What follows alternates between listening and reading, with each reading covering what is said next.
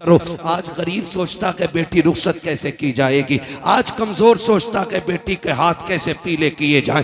इसलिए कि मैंने कई गरीबों को कहते सुना कि रिश्ता पक्का तो कर देते, लेकिन बीच में ईद आ रही है, 1 लाख का खर्चा बढ़ जाएगा, ईद के बाद रिश्ता पक्का किया जाएगा। यार जो गुंजाइश वाला है वो तो कभी भी कर सकता है, लेकिन गरीबों का जीना हराम किया है ऐसी कसरत दौलत दिखाने वालों ने जो 1-1 लाख की ईदियां दे रखे हैं। कोई फायदा नहीं, कोई मकसद नहीं। इतने आसान कर दो निकाह, ताकि अगर कोई गरीब बेटी जब हाथ पीले हो तो रब का शुक्र अदा करे और मचल के कहे मालिक तेरा एहसान है, तूने हुजूर की उम्मत में पैदा किया है जहाँ गरीब बेटियों को रब ने ये हक दिया है कि जहाँ अमीर मुस्कुराते हैं उसी सफ में गरीब भी खड़े होके मुस्कुराया। नारे तकबीर, नारे रिसालत, पैगाम हक कॉन्फ्रेंस, मुफ्ती हम्माद रजा मुरादाबादी।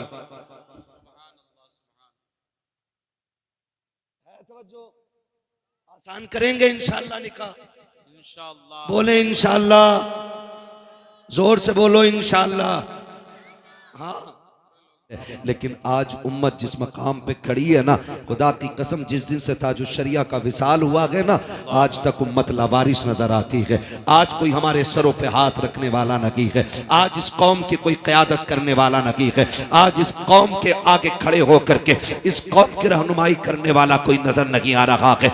आज जरूरत है कि हम मुस्तफ़ा के दिए हुए तरीके को अपना कायद बना लें, कुरान जो हमारे बीच में है उसको अपना रहनुमा की तस्लीम करें और हर जगह अपनी क़यादत के लिए मुस्तफ़ा के दिए हुए तरीके और कुरान को अपना रहनुमा बना करके आगे बढ़े। अगर किसी को किसी से कोई नाराजगी है तो चलो उठो, उसको माफ कर दो, उससे माफी मांग लो। आप अगर ये कहो कि मौलाना माफी तो मांग लूंगा लेकिन लोग जलील करेंगे, रुसवा करेंगे, कोई छोटा कहेगा, कोई कहेगा डर गया, आज उसकी परवाह नहीं करनी है, उससे कह दो उसके दरवाजे पे जाओ जो तुमसे नाराज है, अगर छोटा भी है उसके दरवाजे पे दस्तक दो और जाके कहो यार मुझे माफ कर दे। अगर कोई खता हो गई है, अगर वो धक्का भी दे, अगर ये भी कहे मुझे तुझसे समझौता नहीं करना, तू कितना बेगैरत है, तू फिर से आ गया है, उससे कह देना आज मैं गैरत और बेगैरत के लिए नहीं बल्कि मदीने वाले के बताए हुए तरीके के लिए आया हूँ। मेरे नबी ने कहा है जो रूठे हुए भाई को पहले सलाम करता है अल्लाह उसके सारे गुनाह माफ फरमा दिया। सुभान अल्लाह, सुभान अल्लाह। बहुत खूब। मना लो, लेकिन किसे मनाए? बाप बेटे में नहीं बनती, चचा भतीजे में नहीं बनती, भाई भाई में नहीं बनती है। हाँ, अगर 1 इंच फालतू न गई ना तो उसी पे मुकदमे चल रहे।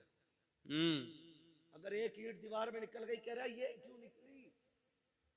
भाई ये मिस्त्री की भी खता हो सकती है, ये थोड़ी सी निकल गई तो इसमें क्या हुआ? उसी पे झगड़े, इन छोटी छोटी बातों पे इतने बड़े झगड़े।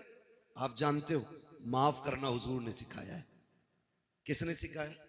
हुजूर ने सिखाया है। आज जब बाप बेटे नाराज हो जाते हैं तो बेटा कहता नहीं नहीं मैं अब्बा को सलाम नहीं करूंगा। कहा क्यों? कहा उन्होंने मुझे चौराहे पे जलील किया था, मुझे डांट दिया था, मैं अपने यारों के साथ खड़ा था। मैं कहता हूं बेवकूफ, जिन्हें बाप डांटते हैं ना वो बेटे खुश नसीब होते हैं, इसलिए कि डांटने वाले भी रब नसीबों से अता फरमाता है। क्या बात, सही बात है। ये नसीबों से मिलते हैं।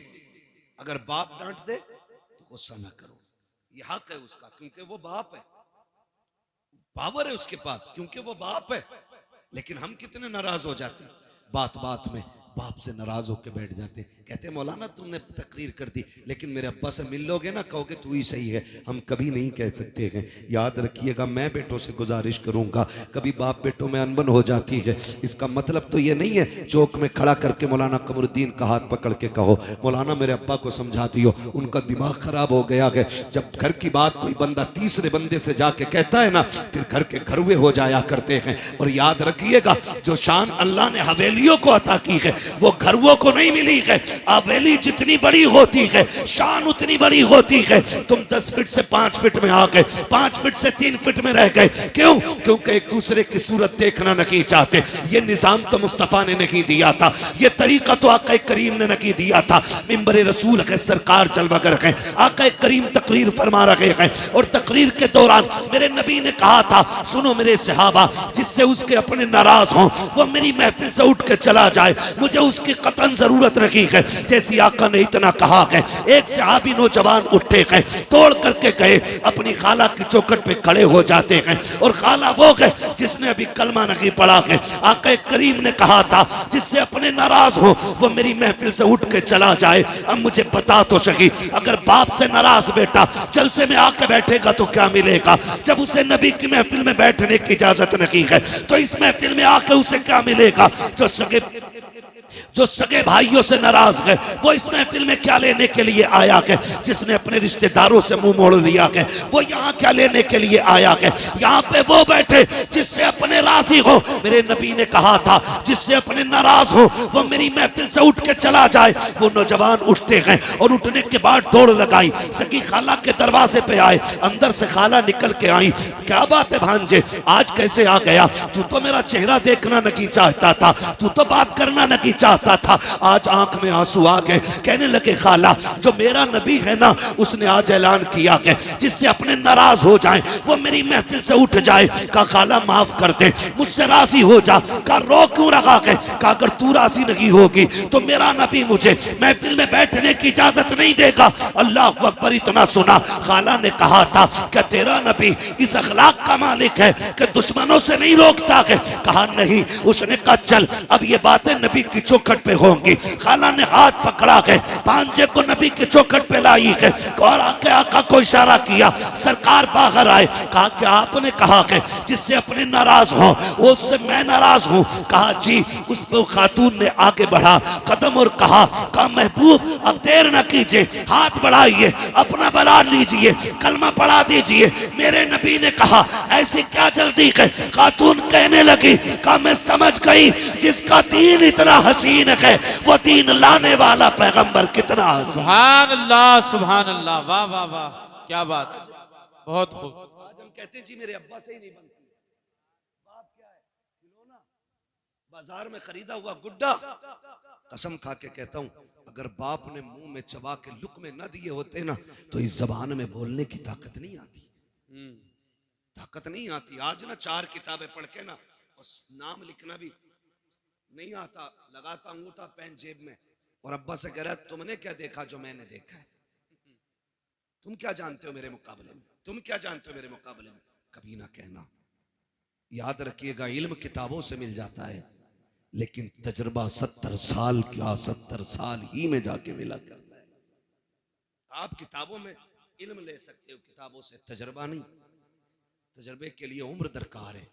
अपने बाप से हम कह देते नहीं तुम चुपो, तुम चुपो, डायरेक्ट तुम चुपो, मेरी सुनो। तू बेटा है, ये बाप है। लहजे बिगड़ की बात ना कर, अकड़ के बात ना कर। तू नहीं जानता है, खुदा की कसम ये इतनी बड़ी जात है, अगर ये नाराज हो जाए तो रब नाराज हो जाता है। क्या बात, रब नाराज हो जाता, रब नाराज हो जाता। अब घर के अंदर रिश्तेदार आए तो बेटा अब्बा को बोलने का मौका नहीं दे रहा। अरे चुपो तुम, तुम्हें कोई बोलना आता, मैं बात करूंगा, मैं बात करूंगा। हाँ तेरी जबान अच्छी है ना, अब बुढ़ापा आ गया उसकी जबान कांप रही है। अब वो बात करता है ना तो होठ कांपते हैं क्योंकि आसाब कमजोर हो गए हैं, जिसमें जवाब दे गया है। इसलिए तुझे लगता है ना इसे बात करनी नहीं आती, लेकिन अब भी अल्लाह की इज्जत की कसम खा के कहता हूँ, जब इसके हाथ उठते हैं ना तो फिर खुदा की रहमतें इसके टूटे लहजे पे बरसने लगती हैं। आज भी जब ये रब को आवाज देता है उसकी रहमतें आवाज के साथ साथ बरसती है। तू किससे कह रहा है? बात करने का सलीका नहीं है तुझे पता है। जब बड़ी बड़ी बातें बिगड़ जाती है तो इसी के टूटे लहजे बिगड़ी बातें बना दी। सुभान अल्लाह। अपने बाप से ये मत कहना कि तुमसे बोलना नहीं आता। और कई बार कहते तुमने क्या किया हमारे लिए, आए दिन क्या किया, क्यों? तुझे 5 बीघे में कोठी बना के देते और तू दुनिया में ठाली रहने के लिए आया। क्या किया तुमने मेरे लिए? क्या हो गया बेटे? कहा उसकी बिल्डिंग देखो बन गई, उसकी बन गई, और जितनी तुम्हें दादा ने दी थी तुम उतनी हवेली में जी रहे हो। कभी ये बात न कहना।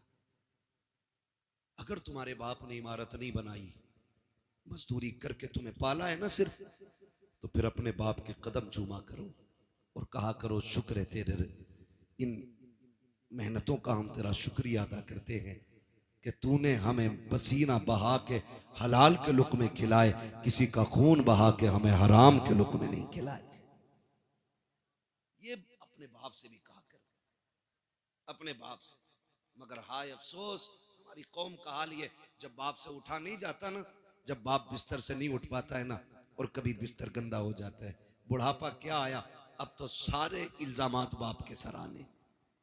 पानी गिर गया तो कहता तुमसे पानी पीना नहीं आता, खाते हुए खाना गिर गया कहता बुढ़ापा आ गया तुम्हें सलीका नहीं आया। अगर वो चला उठ के और कोई चीज टकरा कर टूट गई, कहता तुम्हें क्या पता कितने पैसे की थी, दिखाई नहीं देता बेटे, जब इसकी जवानी थी ना तो ये तूफानों के कलेजे चीर के चला करता था। आज बूढ़ा हो गया ना तो आज तुम्हारे मुंह में जबान आ गई। कभी बाप की बुराई चौक में न करना, कभी चौक में न करना। मेरे नबी ना जब चलते थे रास्ते में, हुजूर के चचा कभी पीछे हो जाते ना तो हुजूर हाथ पकड़ के आगे कर देते। हुजूर हाथ पकड़ के, चचा पीछे ना चला करे, आगे चले। कहते हैं मेरी जान तेरे कदमों पे कुर्बान, आका मैं तेरे आगे कैसे हो सकता हूँ। सरकार फरमाते थे सुनो चचा, लोग कहते हैं तुम्हारा चेहरा मेरे बाप अब्दुल्ला से मिलता है, जब तुम पीछे चलते हो तो ऐसा लगता है कि मेरी पीठ मेरे बाप की तरफ हो गई है। हमारे नबी ने चचा का भी इतना एहतराम किया और हम सगे बाप का एहतराम नहीं करते और कह रहे मौलवियों ने बेड़ा गर्क कर दिया। गलती हमारी, जिम्मेदार मौलवी। मच्छर ज्यादा काट दे, कह रहा 14वीं सदी का मौलवी नहीं बख्शा जाएगा। क्यों? मच्छर भी हमने सिखाए। कब तक अपने ऐप दूसरों पे डालेंगे हम? रब तो सबका है ना जी, रब सबका है, सबका है। चलो हमारी नहीं सुन रहा है तो फिर तुम तो ऐसे बनो ना कि तुम्हारी सुने, वो तो सबका है। इमाम गजाली से पूछा था हुजूर दुआएं कबूल क्यों नहीं होती, तो आपने फरमाया था 2 काम किया करो दुआएं कबूल होने लग जाएंगी। कहा क्या? कहा जब भी खाना हलाल खाना और जब भी बोलना सच बोलना। फरमाया 2 काम कर लो, जबान खुलते ही अल्लाह मकबूलियत का परवाना अता फरमा दिया। सुभान अल्लाह। ये 2 काम सबसे ज्यादा जरूरी है। तो मैं आपसे अर्ज कर रहा हूं, माफी, एक दूसरे को माफ कर दे, झगड़े खत्म कर ले। जमीनें बड़ी बड़ी हैं, मौलाए कायनात मौला अली गुजर के जा रहे, 2 बंदे लड़ रहे जमीन के लिए। एक कह रहा था मेरी है, मेरी है। तो हजरत अली को आते देखा, कहा झगड़ा ना करो, फैसला इनसे करा लेते। हजरत अली आए, क्या बात है? का फैसला कर दो। ये कह रहा मेरी है, मैं कह रहा हूं मेरी है। तो आपने फरमाया तुम चुप हो, मैं जमीन से पूछ लेता हूं किसकी है। ठोकर मारी, काली जमीन जानती है मैं कौन हूं? जमीन ने कहा तुम अबू तुराब हो। कहा फिर बता तू किसकी है, इसकी है या इसकी है? जमीन ने कहा तालीन से कह दो ना मैं इसकी हूं ना मैं इसकी हूं, ये दोनों मेरे हैं, दोनों मेरे। जमीन के लिए सगे भाई पे मुकदमे ना करना। बीसा 2 बीसा, बीघा 2 बीघा छोड़ दो, इसलिए कि दौलत मेहनत से मिलती है, रिश्ते खुदा की रहमत से मिला। सुभान अल्लाह। कचहरी जाके देखो, भाई के कनपटे पे किसने लगा रखी है? सगे भाई ने। मुकदमे किसने किए? सगे ने किए। जेल में किसने डाला? सगों ने डाला के। भतीजों को यतीमी की जिंदगी गुजारने पे मजबूर किसने किया के? सगों ने किया के। अपने बाप के साए से महरूम बच्चों को किसने किया के? अपनों ने किया के। ओ नौजवानों, खून में गर्मी होती है, थोड़ी देर के गुस्से को बर्दाश्त कर लिया करो। अगर किसी के लहजे में तुम्हें जिल्लत महसूस हो, थोड़ी देर की जिल्लत बर्दाश्त कर लो। अगर तुमने खून की गर्मी दिखाई, नस्लें बर्बाद हो जाती हैं। जमाना तमाशाई बना देखता है और आज दुश्मन ताकत जमातें तुम्हें मुंह फैलाए देख रही हैं, तुम जरा सी गलती करो तुम्हारे बेड़े गरक कर दिए जाएं, तुम्हारे जरा से कदम गलत उठे तुम्हें तबाह को बर्बाद कर दिया जाए। मुझे बताओ तो सही, जितने दंगे हो रहे हैं उनमें मुजरिम भी गम है, कातिल भी गम है, मकतूल भी गम है, सताए भी हम जाते हैं, जेलों में भी हम डाले जाते हैं। वजह सिर्फ इतनी है कि हमारे गुस्से कंट्रोल में नहीं है, हमारे दुश्मन चालाकी से काम कर रहे हैं। तुम्हें तो मुस्तफा ने फिरासत दी थी, आका करीम ने दयानत दी थी, तुम्हें बिगड़ने की जरूरत नहीं है। अगर गुस्सा आ जाए सुलह हुदैबिया याद कर लेना, सारा गुस्सा ठंडा हो जाएगा। अगर बदला लेने का वक्त आ जाए तो फतेह मक्का याद करना। खुदा की कसम मुस्तफा का किरदार अपना लो, ये दुनिया भी हमारी होगी, आखिरत भी हमारी होगी। सुभान अल्लाह, सुभान अल्लाह, बहुत खूब हजरत, सुभान अल्लाह। नहीं कह रहा हूं, एक एक जगह का नाम आप पढ़ते होगे और सारे देखते होगे। मकान भी हमारे टूटे, जेल में भी हम, मारे भी हम गए, जेल में भी हम, समझ रहे? मस्जिदों पे हमारी हमले, जेल में भी हम। मेरे भाई गुस्सा गुस्सा गुस्सा कंट्रोल में रखो, कंट्रोल में रखो, वरना दुनिया तुम्हें लूटने पे लगी है, लूटने पे लगी है। 10, 20, 50 हजार, लाख, 10 लाख, 20 लाख ये मुकदमों में लग जा रहे हैं। हम भाई को सजा कराने के लिए 50,000 दरोगा को देने तैयार हैं, लेकिन भतीजे की जिंदगी बचाने के लिए 5,000 हॉस्पिटल में देने तैयार नहीं। ये हमारी सच्चाई है।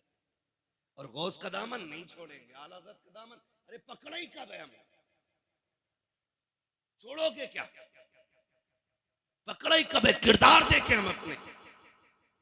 अगर हमारा सगा हॉस्पिटल में हो तो फोन बंद कर लेते हैं, और जब किसी को सजा कराने की बारी आती है ना तो पड़ोसी भी आके बैठ जाते हैं। डरना मत मौलाना, दरोगा से बात करो, तुम पे ना हो तो हम दे देंगे, तुम पे ना हो तो हम दे देंगे। ये फ्री के मुशीर तुम्हारी तबाही का तमाशा देखने के लिए आते हैं। अगर गुस्सा आ जाए बर्दाश्त करना, अपनों पे मुकदमे मत करना, अपनों पे चढ़ाई मत करना, थोड़ी सी बर्दाश्त कर लिया करो। जब थोड़ी सी बर्दाश्त कर लोगे, खुदा की कसम जिंदगी सुकून में गुजर जाएगी कि कोई तुम्हारा कुछ बिगाड़ने वाला ही नहीं आएगा। इसलिए जरूरी है अपनी सफों में इत्तेफाक पैदा करें। झगड़े हैं तो एक दूसरे से समझौते करें, मोहब्बतें पैदा करें। बिरादरी का झगड़ा, खानदान का झगड़ा, जात पात के भेदभाव इस्लाम इसकी इजाजत नहीं देता है, इस्लाम इसकी इजाजत नहीं देता है। याद रखिएगा, अल्लाह के नजदीक वो अजमतों वाला है जो दुनिया में ज्यादा तकवे वाला है। जैसा आपका तकवा वैसा ही आपका मकाम अल्लाह की बारगाह में बुलंद है। इसलिए मेरी गुजारिश है, पठान, खसाब, जमींदार, ठेकेदार बाद में बने, रब के वफादार बंदे पहले बनने की कोशिश करें। हम लोग पहले बनने की कोशिश करें। भाई क्या होता है जानते हैं आप? आज जाके देख लो, हॉस्पिटल में जितने भी झगड़े होंगे भाइयों ने मारा होगा। थाने में जाके देखो तो दोनों तरफ भाई होंगे।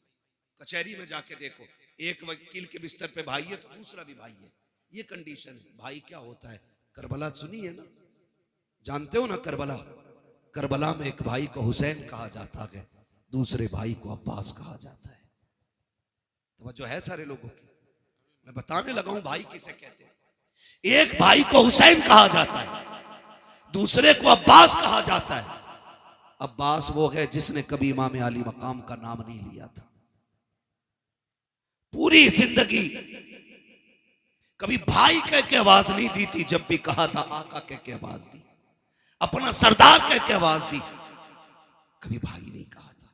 इतना अदब था, इतना अदब। जब करबला में गाजी अब्बास मैदान जाने लगे ना तो मेरे इमाम ने कहा था अब्बास का जी आका का एक बार मेरे सीने से लग जा। दौड़ के आए, सीने से लग गए। आपने कहा मुझे भाई कहने लगे मेरी माँ उम्मे बनीन ने कभी सिखाया ही नहीं था कि मैं आपको भाई कहूं। का बचपन से मुझे सिखाया था कभी हुसैन को भाई ना कहना। मैंने कहा था अम्मी उनका बाप भी अली, मेरा बाप भी अली, मैं भाई क्यों ना कहूं? तो मेरी माँ ने कहा था तू उम्मे बनीन का बेटा है, वो फातिमा ज़हरा का बेटा है। ये अदब सिखाए गए, ये अदब, ये तहजीब सिखाई गई। काश तो भाई कह दे। गाजी अब्बास ने उस दिन कहा था भाई। खुदा की कसम जब जाने लगे तो फिर हुसैन रोए। गाजी अब्बास ने कहा था आज अकबर को लाकर खेमे में रखा, नहीं ऐसे रोए। जैसे अब रो रहे हैं। मेरे हुसैन ने कहा था तेरे बाद करबला में मुझे भाई कहने वाला नहीं रहेगा। ये भाई होता है। और तारीख गवाह है, मैदान करबला में गए, तलवारें चली, जब आप घोड़े से नीचे आने लगे, एहतराम किया करो, छोटे बड़े की कदर किया करो। आज हमारे घरों का माहौल ये है कि जो कमाता ज्यादा है उसकी इज्जत ज्यादा है, चाहे छोटा हो या बड़ा हो। अगर छोटा है तो वो बड़े का बाप बन बैठा है। अगर बड़े भाई ने मेहनत करके छोटे को पैसे दे के पढ़ाया है तो पूरे कलम की ताकत छोटे वाला बड़े भाई पे निकालता है। देख मेरे कोट की ताकत ये है, मेरे कलम की ताकत ये है। वो भाई अपने बड़ों का एहतराम किया करो। जब गाजी अब्बास करबला के मैदान में गए, सवारी से नीचे आए थे, कहा था अदरिकनिया हुसैन, हुसैन मुझे आके संभालो। आका हुसैन ने दौड़ लगाई और आवाज देते गए अब्बास कहाँ हो, कहाँ हो। ये कहते कहते दौड़ लगे गए। एक कोने से आवाज आई हुसैन मैं यहाँ हूँ। आपने जाते जाते पहला बाजू उठाया, कहा इन्ना लिल्लाहि व इन्ना इलैहि राजिऊन। दूसरा बाजू उठाया, दोनों बाजुओं को सीने से लगाया। समझ गए मेरे गाजी के बाजू कटे गए। तारीख गवाह है, जब हुसैन गए गाजी के पास, एक आंख में तीर लगा गए, दूसरी आंख में खून भरा गए। आपने कहा था आगे, हुसैन कहा जी। आका हुसैन ने भाई का सर गोद में रखा है। अब अदब देखिए भाई ने भाई का कैसे किया है। आज भाई का भाई गला काटने के लिए तैयार है, अपने फायदे के लिए। अपनों को जमीन में दफनाने वालों कान खोल कर सुनो, रिश्ते कैसे निभाए जाते हैं। जब गाजी अब्बास का सर हुसैन की गोद में आया था, मेरे इमाम ने कहा था गाजी खैर तो है, कहते शुक्र है रब का। फिर गाजी अब्बास ने कहा था हुसैन मुझे मालूम है कि तुम मुझे लेके जाओगे। कहा हाँ। कहा मेहरबानी करना मुझे खेमे ना लेके जाना। कहा किस लिए। कहा सुबह से इतनी लाशें उठाई हैं कि तेरे बाजू थक चुके हैं। हुसैन अब तू तन्हा रह गया है, हुसैन मुझे लेके ना जाना। कहा सुन अब्बास मैं यहाँ कैसे छोड़ दूंगा, खेमे में तेरी ज़ैनब को तेरा इंतजार है, उम्मे रुबाब को तेरी राह पे आके जमी है। कहा सुन तो सकी, सकीना भी तो तेरा इंतजार कर रही है। गाजी अब्बास ने कहा था हुसैन अगर तुम मुझे लेके गए और सकीना ने पूछ लिया चचा तुम तो पानी लेने गए थे, पानी किधर गए, तो जवाब क्या दूंगा। अल्लाह अकबर, तारीख गवाह है। मेरे हुसैन ने भाई के सर को सीने से लगाया, कहा कोई ख्वाहिश हो तो बता। गाजी अब्बास ने कहा था हुसैन अगर मेरे हाथ होते तो तकलीफ ना देता, मेहरबानी कर मेरी एक आंख में तीर लगा के दूसरी आंख में खून भरा के मेरी खून वाली आंख को साफ कर दो। कहा किस लिए। कहा जाते जाते आखिरी निगाह तेरे चेहरे पे डालना चाहता हूँ। ये रिश्ते होते गए। गाजी अब्बास की आंखों से कैसी खून साफ हुआ है, सीने के पार भी तीर है, सीना चलनी है, बाजू कट चुके हैं, पूरा जिस्म लहू लगान है। लेकिन जब हुसैन को देखा लबों पे मुस्कुराहट आ गई। कहा मुस्कुराए क्यों। कहा मैं वो खुश नसीब हूँ कि जिसको आखिरी लम्हे में ये सादत मिली है। मैं उस चेहरे को देख रहा हूँ जिस चेहरे को मदीने वाला बार बार छुमा कर। सुभान अल्लाह, सुभान अल्लाह। ये सुभान अल्लाह होते हैं। और फिर आखिरी सांस ली और हमेशा के लिए खामोश हो गए, हमेशा के लिए खामोश हो गए। भाई कदर करो, रिश्तों की कदर करो। मैं क्या बताऊं हुसैन किस तरह भाई के जिस्म को खेमे में लाए थे। मेरे अजीजों ये जो रिश्ते अल्लाह ने दिए ना, इनकी कदर कर लें। खुदारा निकल जाए इन झगड़ों से, निकल जाए इन नफरतों से। हमें मोहब्बत बांटनी है, मोहब्बत बांटनी है। ना गोरे को काले पे फजीलत है, ना अमीर को गरीब पे फजीलत है, ना किसी तुर्क खान पठान शेख को किसी फकीर किसी अंसारी पे कोई फजीलत है। हुजूर ने एक रस्सी में सबको बांधा और वो रस्सी थी ला इलाहा इल्लल्लाह मुहम्मदुर रसूलुल्लाह। ये एक रस्सी है, आज इसमें बंधने की जरूरत है। अगर फर्क होता ना तो बिलाल कभी अबू बकर की करवट में खड़े नहीं होते। अगर फर्क होता ना तो बिलाल कभी उमर के बाजू में खड़े नहीं होते। अगर फर्क होता तो फतह मक्का के दिन मेरा नबी बिलाल को काबे की छत पे कभी ना चढ़ा। क्या बात, क्या बात। हमने इतने झगड़े पैदा कर लिए, हम एक दूसरे को जलील करने पे लगे हुए, एक दूसरे को नीचा दिखाने पे लगे हुए। ये तो मर के पता चलेगा ऊंचा कौन है नीचा कौन है। हम कौन होते फैसले करने वाले। निकले हम इन झगड़ों से और वो माहौल पैदा करें कि हम दुनिया को बता दें कि मोहम्मद से वफा तूने तो हम तेरे हैं। ये जहां चीज है क्या लोहो कलम तेरे हैं। और सिर्फ यही रिश्ते नहीं, यही रिश्ते नहीं, अगर थके ना हो तो थोड़ी बात आगे बढ़ा लो। थके तो नहीं है ना अभी आप लोग? नहीं थके ना अभी? जो लोग नहीं थके वो कह दें जरा या रसूल अल्लाह।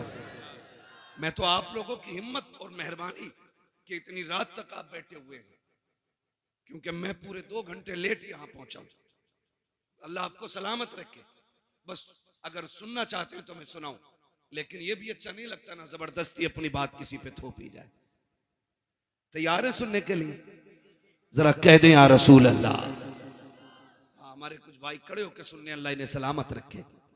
हाँ, ये भी बड़ी बात है, क्योंकि इतनी देर खड़ा रहना भी छोटी बात नहीं है, बड़ी बात है। हाँ, और माशाल्लाह खड़े वाले बंदों ने भी हाथ उठाया है, कभी और खड़े रह सकते हैं, आप बैठे रह सकते हैं। ये शायपुरा इतने बड़े बड़े मौलाना लोग यहाँ रहते और आप सर हिला के कह रहे बैठ सकते हैं ना थोड़ी देर? सलामत रहें, सलामत रहें माशाल्लाह। हाँ, बस मैं अर्ज करूं आपसे, एक ये रिश्ता भाई का भाई से रिश्ता, फिर एक रिश्ता और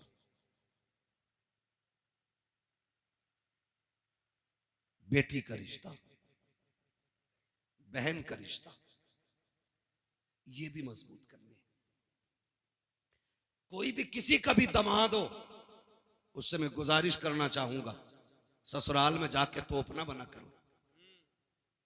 दामाद है, कोई तूफान नहीं है तू।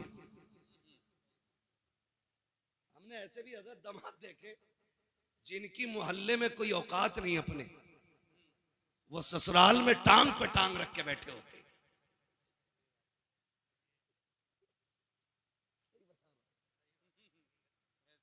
हाँ, मोहल्ले वाले कहते ओ पुनवा,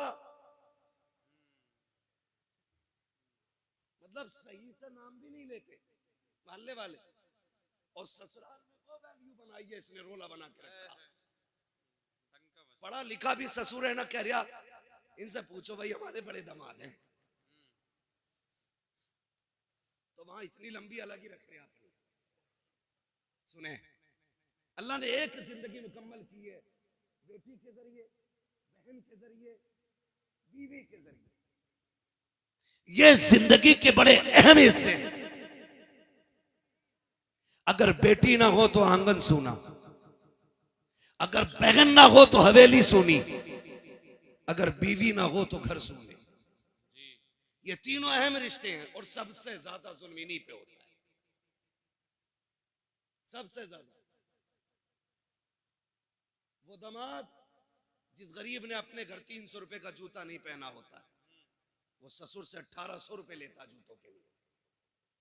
ना करो ये, इतने आसान कर दो रिश्ते कि जिस तरह बाप को बेटों पे नाज होता है, उसी तरह बाप को दामाद पे नाज होना चाहिए। ईद गुजरी है, ईद रहम करो यार, हाथ जोड़ रहे हैं तुम्हारे आगे। 1.5 लाख की ईद ही गई है।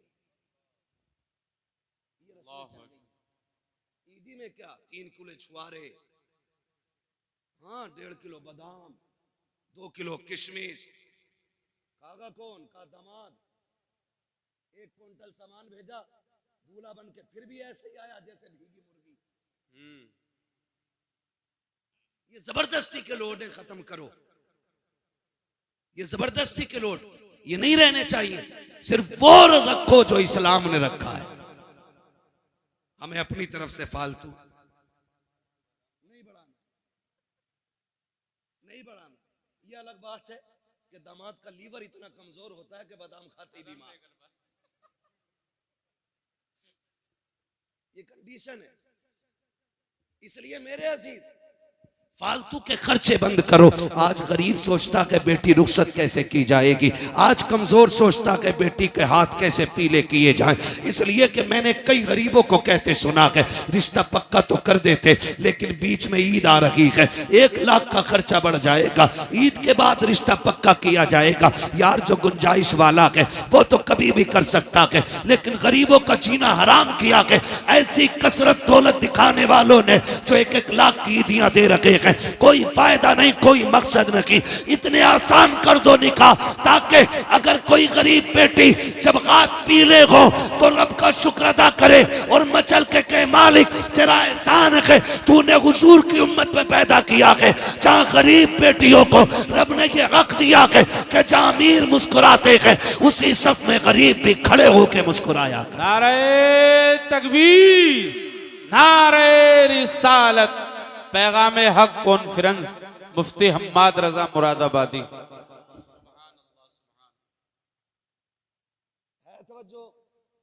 आसान करेंगे इंशाअल्लाह निकाह, इंशाअल्लाह। बोले इंशाअल्लाह, जोर से बोलो इंशाअल्लाह। हाँ सब नहीं, बहुत गौर से सुन रहे हैं, चलो कोई बात नहीं। कुछ ये सोचते हैं मुझ पे ही बोल रहे दिखे, होता है ऐसा। कहते हैं चोर के पैर कितने होते हैं, किसी को भी कहो कि मौलाना मुझे ही कह रहा होगा, मेरे पड़ोस वाले ने जरूर कही होगी। ये इस तरह के ख्यालात पैदा होते। तो रिश्ते आसान करें, रिश्ते आसान करें। मैं सिर्फ एक बात जानता हूं, ये फ्रिज, गाड़ी, मोटरसाइकिल, कारें मांगने वाले लोग, मैं सिर्फ एक बात कहूंगा उन लोगों से जो मांग मांग के जहेज लेते हैं, यार जिसने बेटी दे दी उसने सारी कायनात उठा के दे दी। बेशक बेशक, मानते नहीं इस बात को जी। जिसने बेटी दे दी उसने सब कुछ दे दिया, सब कुछ दे दिया। उसकी हिम्मत को सलाम कि 22 साल 18 साल पाल के किसी अजनबी के हवाले कर देता है। और उसमें भी कह रहा पिलाई जो थी ना आधा इंची कमजोर रह गई, क्यों इस पे भैंसे बांधेगा? 2 इंची की पिलाई चाहिए बेड में, अलमारी में। कब्र के तख्ते क्या इंची के होते हैं? बोलो, यही होते हैं ना। 1 इंच, पौन इंच का तख्ता कब्र में लगना है और बेड में 2 इंची की पिलाई। क्यों? क्योंकि कब्र का तख्ता खुद अपनी मालियत से खरीदा जाता है, इसलिए पौन इंची से काम चला रहा है। और उधर हराम का रखा दिख रहा है ना, इसलिए 2 इंची की मांग के ला रहा है। और मैं तो कभी कभी सोचता हूं ये बुलेट के लिए जो चच्चा लड़ रहे थे ना, ये कभी बैठेंगे नहीं इस पे, बेइज्जती और करा ली।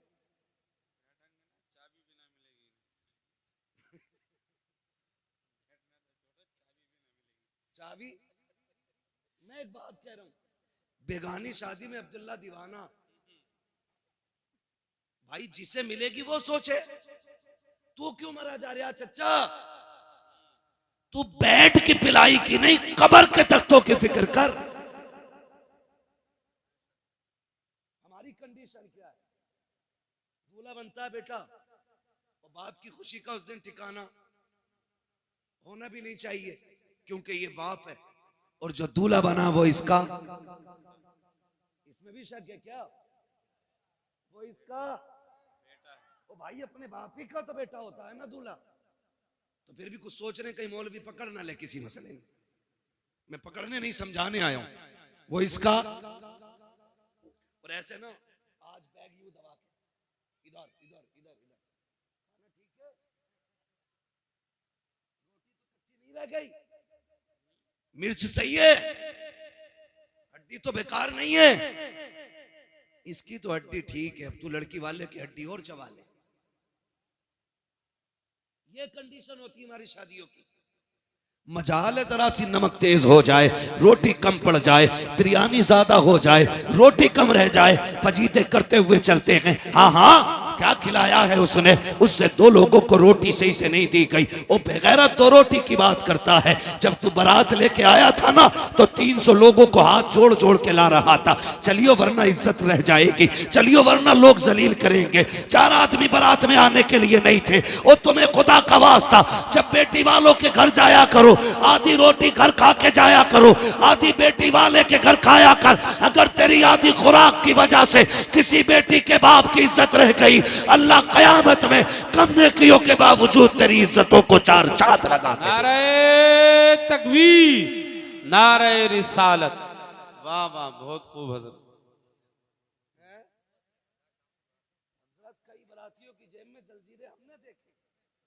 रसमोले लेके चलते हैं,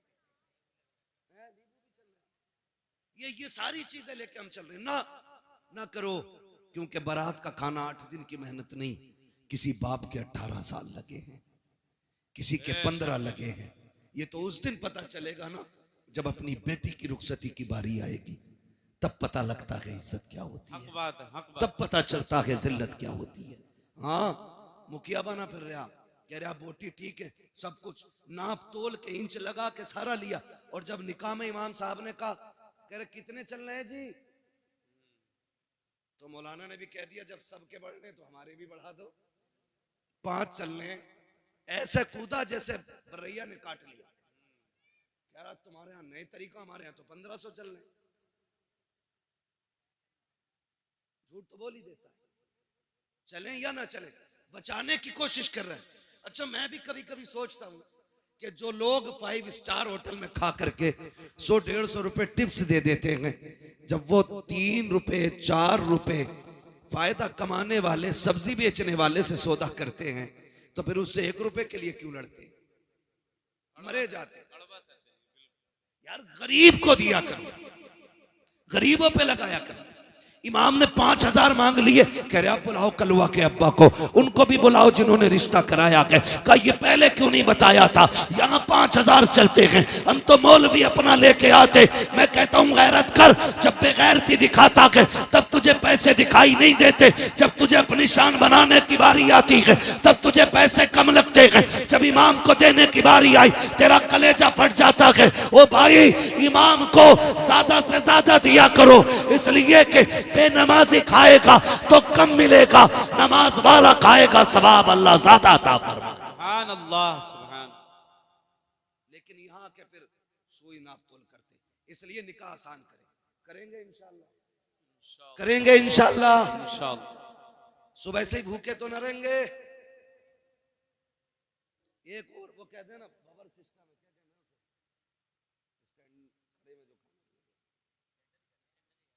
स्टैंडर कहते हैं ना, हाँ स्टैंडर ही क्या, मैं उसे लोग कहते हैं, हम लोग जो गांव के लोग हैं, हमको इतने बड़े शहर के थोड़ी हैं यार, गांव के घर की ऐसी समझ लो। कह रहे स्टैंडर में है खाना, कह रहा स्टैंडर में, कह रहा तो मैं भी जाऊंगा वहां जाके वो बदतमीजी खाने पे, और फिर कह रहे खाने में बरकत नहीं हो रही। सुने, मैं गारंटी के साथ कहता हूँ, सुन्नत के मुताबिक खाना खिलाया करो, खुदा की कसम बरकतें भी नाजिल होंगी और निकाह में खुदा की रहमतें भी नाजिल होना शुरू हो जाए। बेशक बेशक।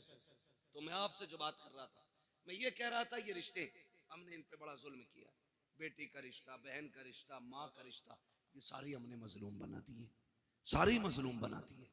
रिश्ते बहुत अहम होते हैं, इन्हें जोड़ने की कोशिश करो, तोड़ने की कोशिश नहीं करनी है, इन्हें जोड़ने की कोशिश करनी है। ईद गुजरी है, ईद उस दिन गुजरे, टांडे में 3 दिन ईद चलती है। इतनी बेगैरती है हमारी कौम के अंदर, क्योंकि अभी कटा नहीं ना हमारा कोई दीन के लिए, इसलिए ईद भी 3 दिन करेंगे, बदमाशियां भी करेंगे, डीजे भी बजाएंगे। ईद खुदा की तरफ से बहुत बड़ा तोहफा है, हम इसकी इज्जत करें, हम इसकी कदर करें। ईद के नाम पे टांडे बच्चियां भेज दी कि हक है उसका ईद में जाना, नहीं, ये गलत है। जो हक है वो दो उनको, जो नहीं है वहां उन्हें फ्री ना करो। दीन बड़ा मुश्किल है, वरना सच बताओ, जब तेरी मेरी बेटी बेपर्दा किसी बाजार में जाती होगी, फिर खातून जन्नत की बेटी सैयदा ज़ैनब के दिल पे क्या गुजरती होगी, खुद सोचो जरा। वो सोचती नहीं होंगी हमने खानदान दे दिया लेकिन पर्दा नहीं दिया था, हमने अपनों की लाशें देखी हैं, बच्चों के कटे सर देते, लेकिन हमने हुजूर का दिया हुआ पर्दा नहीं छोड़ा। तो फिर क्या जवाब होगा अगर कयामत में उन्होंने पकड़ लिया तो। इसलिए खुदारा हम अपने रवैयों को बेहतर करें, रवैयों को बेहतर करें। ईद गुजरी है ना, कई लोग ना बेटियों को फोन, ना बेटियों को बुलाना, क्यों कि दामाद से अनबन हो गई थी। समधी जो हो ना, समधी भी मुझे तो कहीं कहीं ऐसा लगता कि पूरे आतंकवादी होते। सही कह रहा हूं, कह रहा जाऊंगा नहीं, मूछ का मसला, और जागा मेरा लड़का भी नहीं, निकाह लड़के का हुआ, अब्बा तुम्हारा नहीं हुआ है। बेटी पे सितम न करो, वरना अल्लाह ऐसा रगड़ेगा सारी समझीगिरी निकाल देगा। जो बने बैठे ना हम समझी हैं ना करें।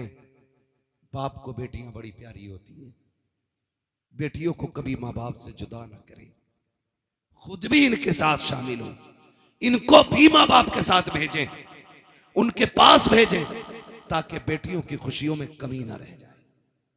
ये हम सभी पे लाजिम है, इन रिश्तों को निभा के चलें।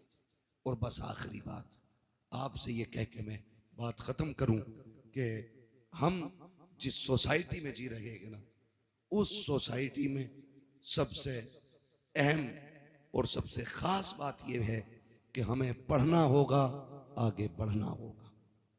जी। जिसके पास 50 बीघे जमीन है वो पढ़ाते ही नहीं, कह रहा ट्रैक्टर हैगा तो ये जोतेगा, अगर कलम ले लेगा तो जमीन कौन देखेगा। एक साइन में सारी छिन जाती है। जमीन मजबूत ना करो, औलादे मजबूत बनाओ। जी जी। आपके पास 50 बीघे के 5 बीघे बेच के बच्चों को पढ़ाइए और बच्चों को इतना मजबूत बना दो कि वो किसी पे बोझ ना बने बल्कि दूसरों का बोझ खुद उठाने लगे। बेशक बेशक।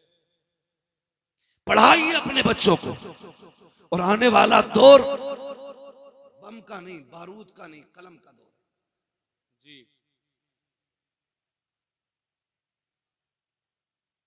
ये बातें तारीख लिखवाते समय बता दिया करो ताकि हम ये बता दें कि हम ये कब सुनाएंगे।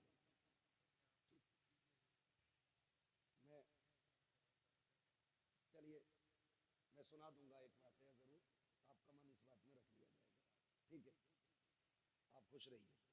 ठीक है ना, इन बच्चों ने बड़ी मेहनत की है, तो अगर ये चाहते हैं तो इंशाल्लाह वो मैं जरूर सुनाऊंगा। ठीक है, जरा कह दें या रसूल अल्लाह, या रसूल अल्लाह, और जोर से कह दें या रसूल अल्लाह, या रसूल अल्लाह। है ना। मेरे भाई ने पहले भी मुझसे कहा था इस बात को, तो मैंने कहा था इंशाल्लाह कोशिश रहेगी। ठीक है, लेकिन मैं क्यों, हाँ मैंने उसमें बीच में जिक्र भी कर दिया है थोड़ा सा, लेकिन मैं आपको बता दूं, बस नाराज ना हुआ करें, मैं ये बात बता दूं भाई कि कुछ चीज़ें ऐसी होती हैं ना जो मौके के साथ खास होती हैं, खास होती हैं। करबला का जिक्र अगर मुहर्रम में हो तो फिर 4 चांद लग जाया करते हैं। ठीक है ना, लेकिन मोहब्बत आपकी है तो इंशाल्लाह मैं कोशिश करूंगा कि इस बारे में भी कुछ बात कर लूं। जरा कह दें या रसूल अल्लाह। या रसूल। अब जो दौर है ना, मैं जो कह रहा हूं, अब जो दौर है वो दौर कलम का है। वही आगे बढ़ेंगे जो पढ़ेंगे। कब्जा हुकूमत उन्हीं की रहेगी जिनके हाथों में कलम होगा।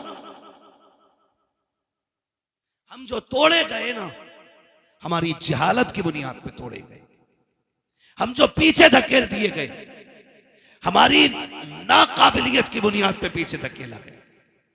हम पैसे देकर के हाई स्कूल पास करते और फिर कहते मुसलमान थे इसलिए निकाल दिया। हाँ 10% ये वजह हो सकती है कि हमारे मुसलमान होने की वजह से हटाया गया, लेकिन 90% हमारी जो पीछे हटाने की वजह होती है वो होती है हमारी लाइल्मी। नौजवानों, किसी ऐसे स्कूल में ना पढ़ना जहां पैसे लेकर के नकल कराई जाती हो। खुद मेहनत करना, और इतनी मेहनत करना कि अपनी काबिलियत से हर एग्जाम को पार करके मनसब हासिल करो। लोग कहते हैं कि काबिल लोगों को नौकरी नहीं मिलती, मैं ये कहता हूं किसी मर्ज का इलाज बन जाओ, मरीज दौड़ता हुआ खुद तुम्हारी चौखट तक आ जाए। बेशक बेशक। इसलिए तालीम पे सबसे ज्यादा गौर करना है, पढ़ना है। आज हमारे लिए सबसे ज्यादा जरूरी है। और जरूरी नहीं है कि मौलाना ही बनाए, मौलाना ही बनाए, ये जरूरी नहीं है। दीन की बुनियादी बातें सिखाइए, फिर बेटे को IAS IPS बनाइए, फिर बेटे को आप एक दीनदार वकील बनाइए। उससे कहिए तुझे हक के लिए मुकदमे लड़ने हैं, तुझे सच के लिए कोर्ट में आवाज उठानी है। ऐसे बेटे बनाओ और फिर तैयार करो अपनी कौम के नौजवानों को। हर कोर्ट में जब हुजूर का गुलाम खड़ा होगा ना और कह देगा मुझे झूठा मुकदमा नहीं लड़ना, मैं सच के लिए लड़ूंगा, लोग सोचने पे मजबूर हो जाएंगे आज के गुलामों का किरदार ऐसा है तो फिर नबी के उमर का किरदार कैसा रहा हो। सुभान अल्लाह। इसलिए पढ़ेंगे इंशाल्लाह। बच्चे बैठे, नौजवान बैठे, PUBG कितना खेल ले हो, हवा के चल जाओ, जिस कोने पे बैठ जाओ उठता ही नहीं। हाँ, हर वक्त यूं। क्या है ये? हमारा वक्त बर्बाद हो रहा है। कोई और कौम इतना नहीं खेल रही है, सच बता रहा हूं। हम रातों में चलते हैं, अगर रोड पे नौजवान मिले रात में, हम समझ जाते हैं ये मुसलमानों का गांव है।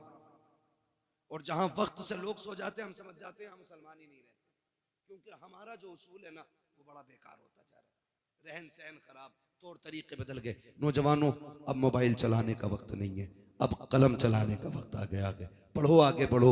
ये साइंस तुम्हारे कदमों में होगी, ये तरक्कियां, ये सब तुम्हारी होंगी, लेकिन शर्त है खेल छोड़ करके हमें तालीम की तरफ आना पड़ेगा। बेशक तालीम की तरफ आना पड़ेगा। ना हमारे अच्छे स्कूल हैं, ना हमारे अच्छे हॉस्पिटल हैं, ना हमारे अच्छे कॉलेजेस हैं, ना हमारे अच्छे मदरसे रह गए। क्योंकि मदरसों से तो लोगों ने नफरत इतनी कर ली ना, उन्हें लगता है कि ये मदरसे जो है ना सिर्फ चंदों के लिए हैं। नहीं, खुदा की कसम, अगर ये मदरसे ना होते हमारे चेहरों पे ताड़ियां नहीं होती, अगर मदरसे ना होते सरों पे टोपियां नहीं होती, ये मदरसों की देन होती है। तुम्हें क्या लगता है जो सरे हुसैन ने नेज़े पे कुरान पढ़ा था, क्या सिर्फ वो इमाम हुसैन का कमाल था? नहीं, खातूने जन्नत ने दूध पिलाते वक्त कुरान सुनाया था, सर कटा के नेज़े पे हुसैन ने कुरान पढ़ के सुना। सुभान अल्लाह, सुभान अल्लाह। जब दरसगाह ऐसी होती है ना तो फिर बेटे ऐसे होते, फिर बेटे ऐसे होते।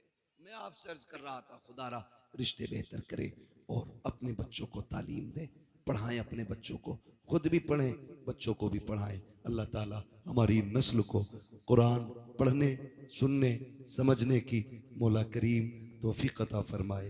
और हुजूर के सदक़े में अल्लाह हमारी नस्लों में उलमा, हुफ़ाज़, कारी, IAS, IPS अल्लाह हमारी कौम में पैदा फरमा दे। आमीन कह दो भाई।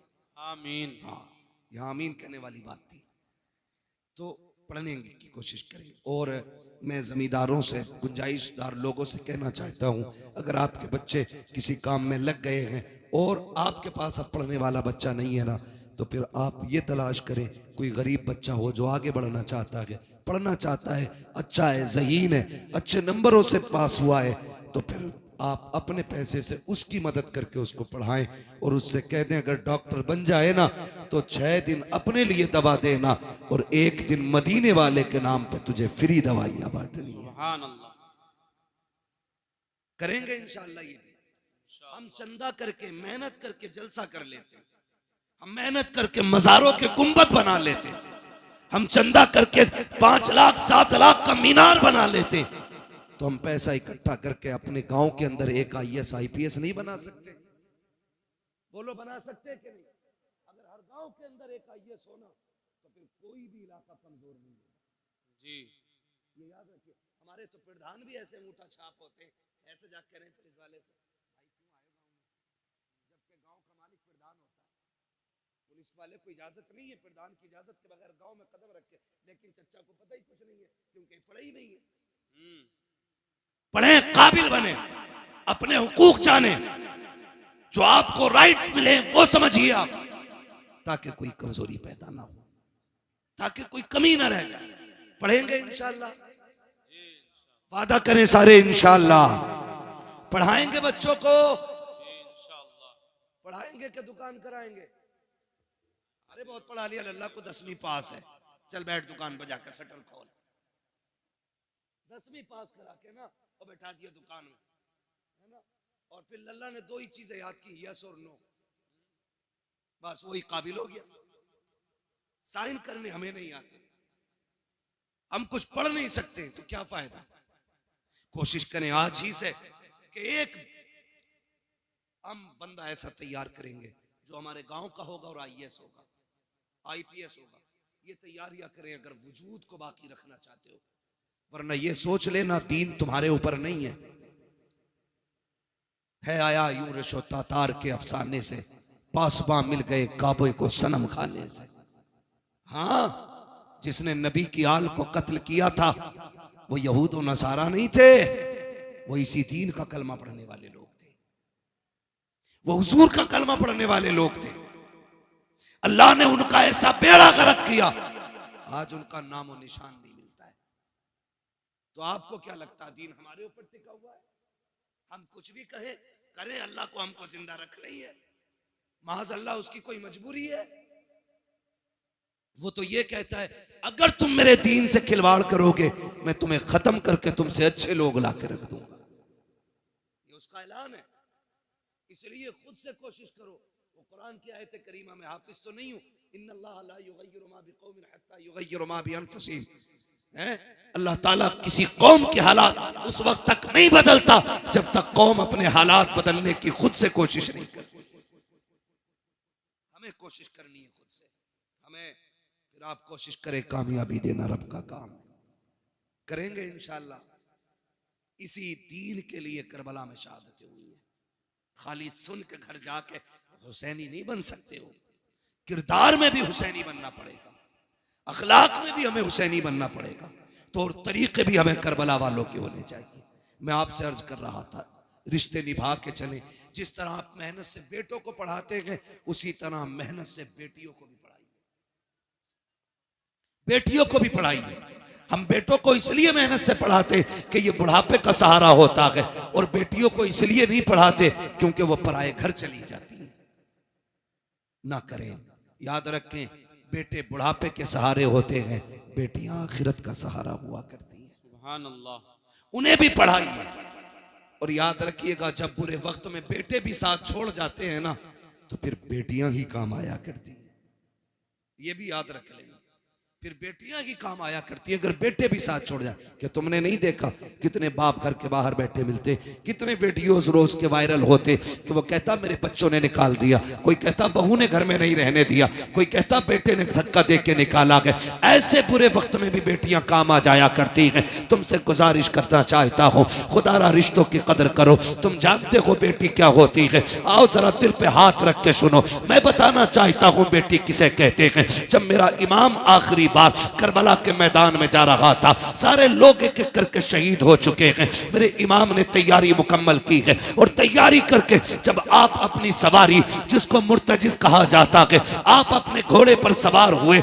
आज इमाम आली मकाम जब घोड़े पर आए हैं, अपनी सवारी पर बैठे हैं, बड़ी तेजी से सवारी को इशारा किया है। एक मर्तबा नहीं 11 मर्तबा हुसैन ने एड़ लगाई थी, लेकिन वो मुर्तजिज जो बैठते ही हवाओं से बातें करता था, जिसकी रफ्तार बड़ी तेज थी, 11 मर्तबा इशारा किया, घोड़ा आगे नहीं बढ़ा।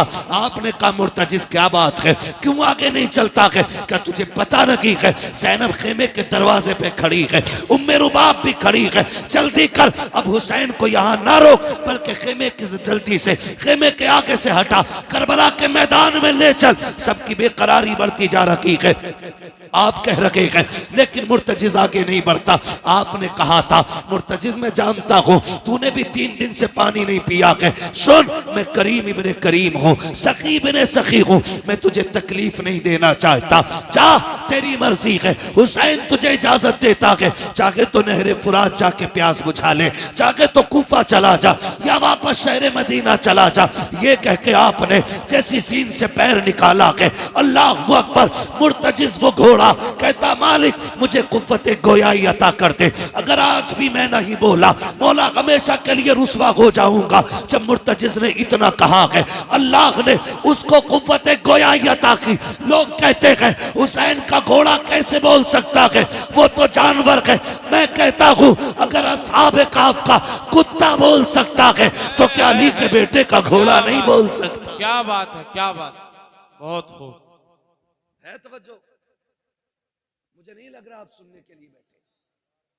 बस जो हुए गलत उनको माफ फरमाए रब्बे कायनात। जिंदगी ने दिया साथ, फिर होगी मुलाकात। चमन रहा फूल खिलेंगे, जिंदगी रही, फिर मिलेंगे। सारे लोग कलमा शरीफ पढ़ लीजिए, ला इलाहा इल्लल्लाहु मुहम्मदुर रसूलुल्लाह व मा अलैना इल्लल बलाग। अस्सलामु अलैकुम।